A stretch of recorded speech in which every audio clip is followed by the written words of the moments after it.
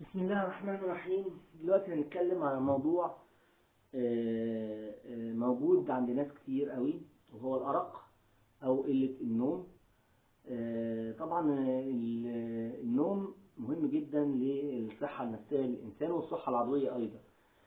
احنا عارفين ان النوم من أهم الحاجات اللي بتبرد أو بتقلل درجة حرارة المخ، وبالتالي المخ فيه كله خلايا عصبية، يعني زي كهرباء، زي جهاز كهرباء ما بيفصلش، وده بيخلينا يحصل مشاكل جامدة بعد كده سواء نفسية أو عضوية.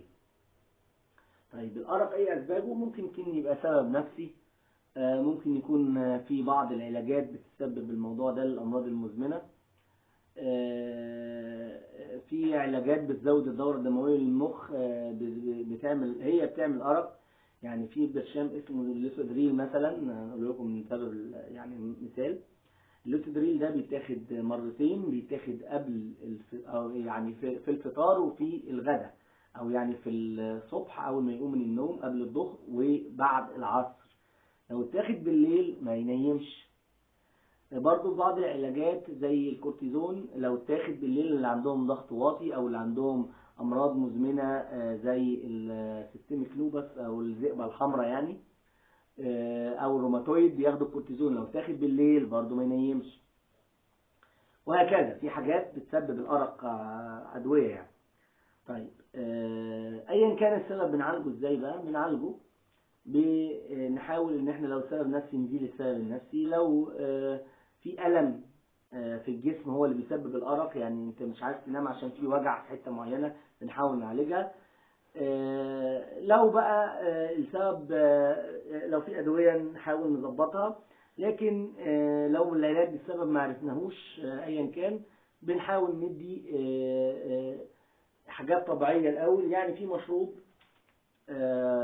ظريف جدا في موضوع الأرق، عبارة عن الريحان واليانسون والكافور والحبهان وورق اللورا والبردقوش والروزميري.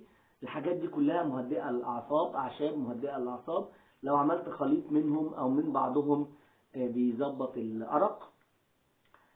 ما كانش بندي بقى العلاج الدوائي، حاجات خفيفة يعني مش مهدئات، زي السليب ايز او الكويت ايبكس، او ممكن حاجات تانية زي النايت كالم، نفس المادة الفعالة بتاع السليب ايز. يعني دي حاجات تساعد على النوم، بس ما يتعودش عليها الجسم. في حاجات تانية بقى طبعا لو كل ده استعصى وبرضه ما جابش نتيجة، بنضطر بقى لمهدئات زي الكالميبام او الحاجات الشديدة، بس دي طبعا ما تفضلش خالص الا في اخر المراحل. نتمنى للجميع صحة جيدة، والسلام عليكم ورحمة الله وبركاته.